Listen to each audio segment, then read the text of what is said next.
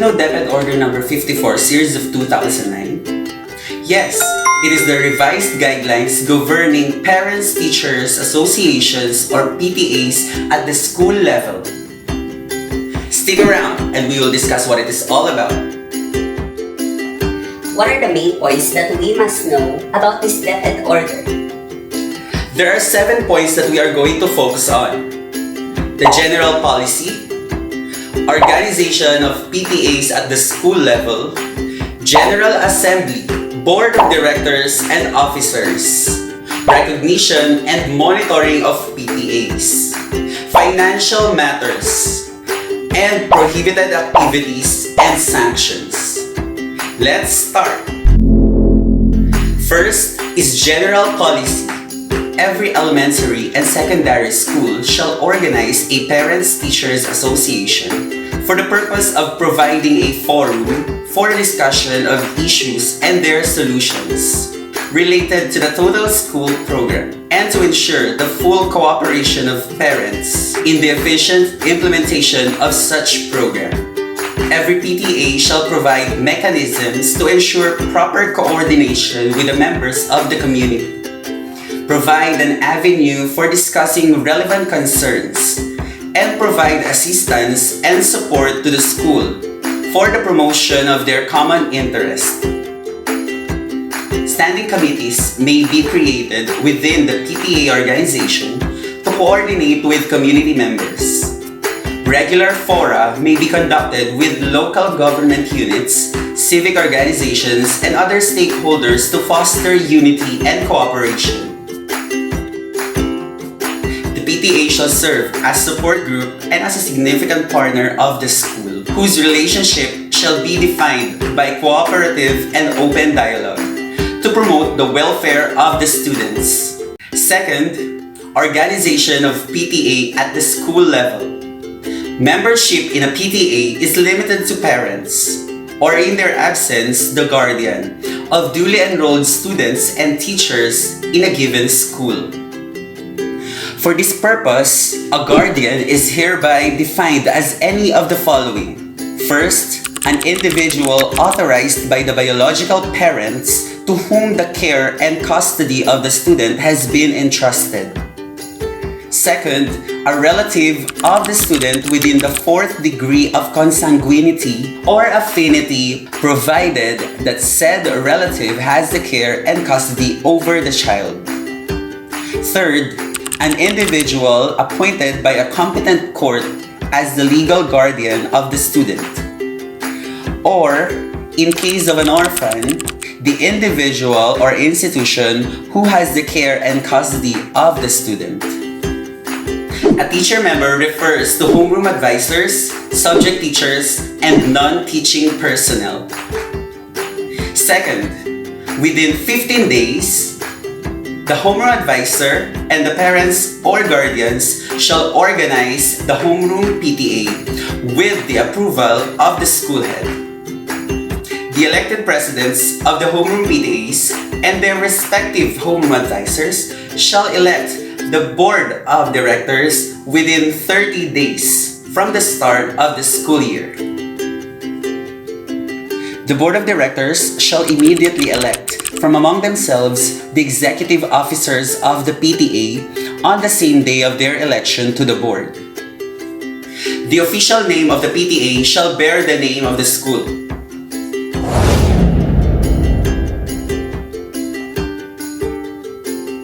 And last, for representation in the local school board and other purposes, the school's PTAs within a municipality or city or province shall federate and select from among the elected presidents their respective officers. The president-elect shall sit as a representative of the federation to the said local school board. Third, General Assembly. The General Assembly shall be composed of all parents of enrolled students of the school, Board of Directors and officers of the PTA, school head, homeroom advisors, subject teachers, and non-teaching personnel. Fourth, Board of Directors and Officers.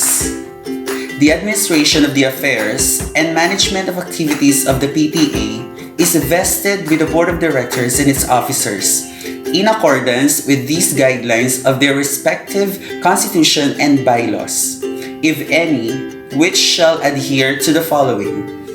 The Board of Directors shall be composed of 15 members who shall elect from among themselves the association's executive officers, namely President, Vice President, Secretary, Treasurer, and Auditor, or other equivalent positions who shall oversee the day-to-day activities of the association.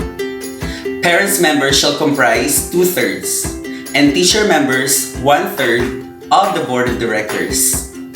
A teacher member cannot hold any position in the PTA except as a member of the Board of Directors or as secretary. The school head shall not serve as a member of the Board of Directors but as advisor to the PTA. The term of office of the Board of Directors and its officers shall be 1 year from the date of election. In no case shall a PTA Board of Directors serve for more than 2 consecutive terms. In case of vacancy in the Board of Directors as a result of expulsion, resignation, or death, the vacancy shall be filled for the unexpired term of office by a majority vote of the Board of Directors from among the presidents of homeroom PTAs in a special meeting called for such purpose. Among the committees that may be formed to handle specific activities of the PTAs are Committee on Finance, Committee on Programs and Projects, Audit Committee, Election Committee, Grievance Committee, Ways and Means Committee, Committee on External and Community Affairs. The heads of the committees shall preferably come from the Board of Directors, homeroom presidents, and homeroom advisors. And last, the PTA may or may not be incorporated with the Securities and Exchange Commission or SEC. If incorporated, the registered entity shall, as far as practicable, be used in the organization of the PTA by the elected Board of Directors. In any event, the formal notification by the elected Board of Directors outlined below and the issuance of the Certificate of Recognition by the school head shall be the operative act to recognize the PTA. Fifth, recognition and monitoring of PTAs. There shall be only one PTA that will operate in a school, which shall be recognized by the school head upon formal notification in writing by the elected Board of Directors. The recognition shall be valid for 1 year from the date of election. The Division PTA Affairs Committee shall monitor the activities of the PTAs and their compliance with reports and other requirements, arbitrate disputes, and settle matters that may be submitted to it for resolution, especially on PTA representation issue. And 6, financial matters.